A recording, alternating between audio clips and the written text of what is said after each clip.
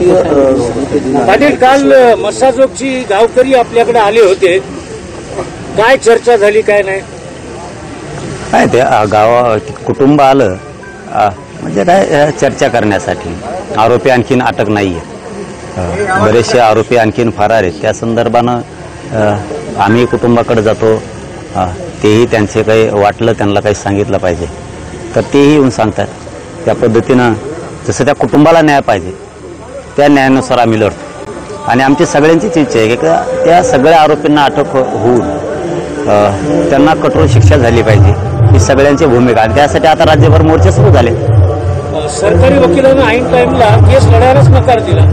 नाही, त्याबद्दल मी काय माहिती घेतली नाही. ते रात्रीचा प्रकार आहे. काय तर आता माहिती घेऊ आम्ही त्याची, काय असं ते ऐन वेळेचं काय माहित नव्हतं काय होतं. महाराष्ट्रामध्ये शेकडो पोलीस आहेत, परंतु वाल्मीकरांना ते अटक नाही करू शकले. काय तो भाग आता वेगळा आहे. आता झाली, आता पुढच्या काळात सगळे सापडतील. त्याच्यामध्ये कोण कोण मोठे मासे ते सगळं सापडलं. धनंजय मुंडे म्हणाले की मला राजकारणातून संपवण्याचा प्रयत्न करत आहे काही लोक, माझा या प्रकरणाशी कुठलाही संबंध नाही. आहे की नाही आता ते सिद्ध होईलच ना. आता चौकशी सुरू होईल.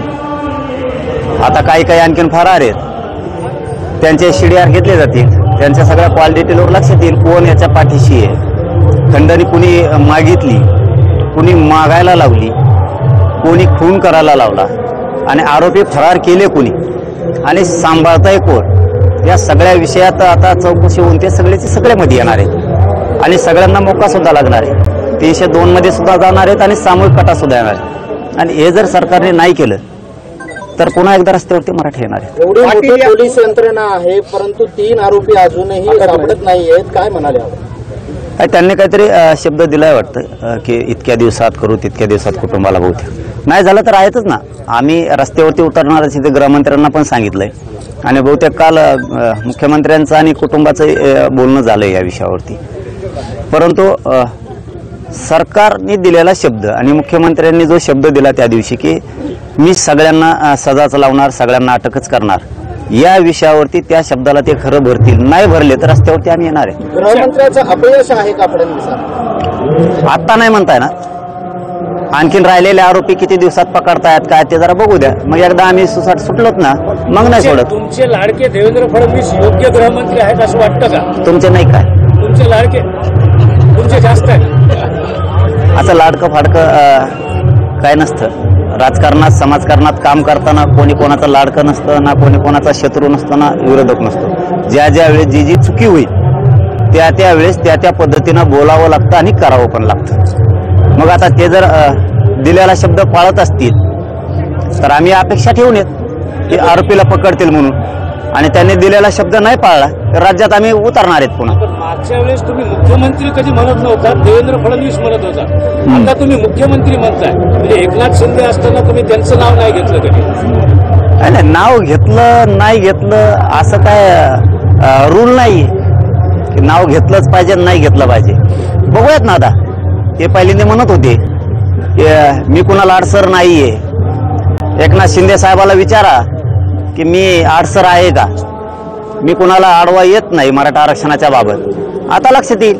आता तेच आहेत मुख्यमंत्री, आडवे येतात का नाहीत, 25 जानेवारीपर्यंत आरक्षणाचा विषय मार्गी काढतात की नाहीत, आता लक्षात येईल आमच्या.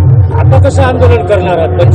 काय ठरलंय? आमरण उपोषण 25 जानेवारीला फायनल आहे, परंतु सामूहिक सुद्धा होण्याची शक्यता आहे. कारण राज्यातले सगळे पोरं म्हणतात की आम्हाला पण उपोषणाला बसायचं आहे आता. पण कोणाला जबरदस्ती नाहीये, ज्याची इच्छा असेल ती बसतील. परंतु राज्यात आता सुरू झालंय की जिल्ह्यातही सुरू झालंय की उपोषणाला आम्ही पण बसणार. कारण आता ही शेवटची टक्कर द्यायची, ही अंतिम लढाई करायची आणि आरक्षण मिळवायचं हे आता मराठ्यांच्या गावागावातल्या पोरांनी ठरवलंय.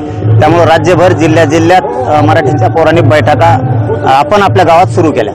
सरकार एवढं बहुमताचं आहे, आता तुमचं आंदोलन ते गांभीर्याने घेतील का? 5 वर्ष तर चिंता नाही सरकारला. अरे बहुमताचं आणि फेवमताचं काय असतं? तेव्हा हेच होते ना, नुसते खांदे बदलिले, दुपारचे नांगराच्या बैलाचे खांदे बदलिल्यासारखे. पहिले ते होते ना, आता हे आले तेच येतं. काय करणार आहेत ते? काय करत नाही ते. मराठ्यांपुढे सरकार फार काय नाही. घेईल का सरकार आता? आम्ही बघतो ना आता ढकला ढकली होती ना आतापर्यंत ढकला ढकली होती की मी मुख्यमंत्र्यांना अडचण आणत नाही एकनाथ शिंदे साहेबाला. आता मुख्यमंत्रीच तुम्ही आहेत. बघू आता 25 तारखेपर्यंत काय करते. तोपर्यंत आम्ही त्यांना वेळ दिलेला आहे, बोलणार पण नाही. 25च्या नंतर सोडणार नाही. वाल्मिक कराडला 14 दिवसात सूर्यवंशी यांच्याबाबत जी कारवाई झालेली आहे त्याच्यावर जरांगे समाधानी आहेत का गृह विभागावर? नाही, समाधानी असण्याचं कारणच नाही ना. का समाधानी? एक परभणीचा असेल किंवा मस्साजोगचा असेल, एका लेकराचा जीव गेलाय आणि त्याचं समाधान असण्याचं काय कारण आहे? कारण त्यांना न्याय जर मिळाला नाही, आणखीन आरोपीच फरार आहेत, आणखीन आरोपीच सापडले नाही, मग परभणीचं प्रकरण असो किंवा मस्साजोगचं असो, समाधानी असण्याचं काही कारण नाही. आणि न्याय मिळाला बी तरी समाधानी असणारच नाहीयेत. कारण शेवटी एका आईचा मुलगा गेलाय, कुणाचं तरी लेकरं उन्हात पडले, समाधानी असूच शकत नाही. वाल्मिक कराडला 14 दिवसांची कोठडी भेटलेली आहे. पोलीस योग्य तपास करतील काय सांगा? 100% सोडणार नाहीत पोलिस कोणाला त्याच्यात.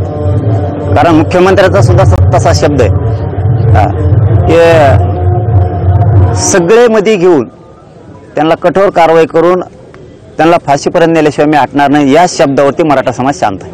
आता कराडला अटक झालेली आहे. धनंजय मुंडे यांचा राजीनामाबाबत आपली काय भूमिका आहे? राजीनामा द्यावा, योग्य चौकशी व्हावी? मला त्याबद्दल माहित नाही. मला एवढंच माहिती आहे, याच्यामध्ये जे जे येतील ते मंत्री असो, ते आमदार असो, नाही तर ते राष्ट्रपती असो, सुट्टी द्यायची नाही. नसता महाराष्ट्र आम्ही बंद पाडणार.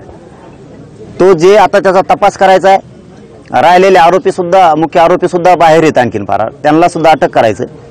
आणि यांनी कुणाकुणाला फोन केले होते, यांना कुणी पळून लावलंय, कुणी आसरा दिलाय, त्यावेळेच्या काळात कुणी कुणाला खून केल्याच्या नंतर कुणी कुणाला सरकारी पाठबळ दिलं, याच्यामध्ये कोण कोण मंत्री येतं, आमदार आहेत का, खासदार आहेत का, किंवा सरकारमधले कोणी मंत्री आहेत का, हे शोधायचं काम कॉल डिटेल घेऊन तपास यंत्रणेने करायचं. आणि ते 100% करतील ही खात्री. वाल्मिक कराड सोबत शेवटच्या क्षणापर्यंत पोलीस होते, ते अजूनही ड्युटीवर हजर झाले नाहीत. त्यांना सरकारनं निलंबित पण केलं नाहीये.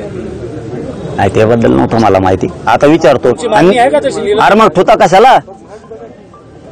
ती पण माहिती घेतल्यावर मला जरा बोलायची सवय, मग मी हवेत गोळ्या फेकीत नाही. जसं ज्या पद्धतीनं प्रकरण उचलून धरलं, म्हणजे सभागृहात असेल, सभागृहाच्या बाहेर त्या सुरेश धसांबद्दल काय बोलाल तुम्ही? जितेंद्र आव्हाड आणि सुरेश धस. हे बघा, समाजाच्या कामात एखाद्याच्या लेकराला न्याय देण्यासाठी तो विरोधीचा असो किंवा सत्ताधाऱ्याचा असो, जो आमदार बोलतो त्याच्या पाठीशी समाजानं पण उभा राहिलं पाहिजे. मग त्याच्यात तो संदीप क्षीरसागर सुद्धा बोलतो, खासदार पण बोलतोय, त्याच्यात सुरेश धस पण बोलतो. हे जे बोलतायत ना, यांच्या पाठीशी उभा राहिलं पाहिजे आणि राहणार सुद्धा, लोक सुद्धा राहणार.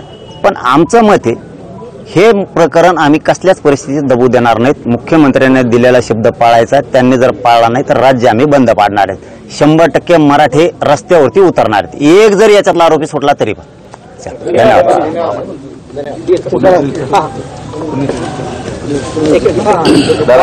तुम्ही आज दादा इथं शेवटचा, तुम्ही आज इथं पुण्यतिथी निमित्त आलात, काय सांगाल, काय प्रतिक्रिया? तुम्ही अशा व्यक्तीच्या पुण्यतिथीबद्दल आलात की ज्यांनी महाराष्ट्राच्या विधानसभेला आमदारांना त्यांची कामं शिकवणारे केशवराव धोंडगे होते. धोंडगे साहेबांच्या पुण्यतिथीच्या निमित्तानं आज आम्ही आमच्या धोंडगे साहेबांनी सुद्धा, पुरुषोत्तम धोंडगे साहेबांनी सुद्धा सांगितलं की आपल्याला यायचंय. आणि आमचा योग चांगला की आमच्या नशिबी आज आम्हाला आदरांजली वाहण्याचा योग धोंडगे साहेबांच्या, केशवरावजी धोंडगे साहेबांच्या येऊन इथं स्थळावरती आम्ही अभिवादन केले. आणि सगळ्यांना त्यांच्या पुण्यतिथीनिमित्त खूप हे आणि केशवराव धोंडगे साहेबांची आई चरणी आदरांजली अर्पण करतो. आजचा चांगला दिवस आहे, आम्हालाही त्यांना आदरांजली वाहण्याचा योग आला. आणि आज शौर्य दिन सुद्धा आहे, 1 जानेवारी कोरेगाव भीमा इथं. त्याही निमित्तानं सगळ्यांना खूप खूप शुभेच्छा. धन्यवाद.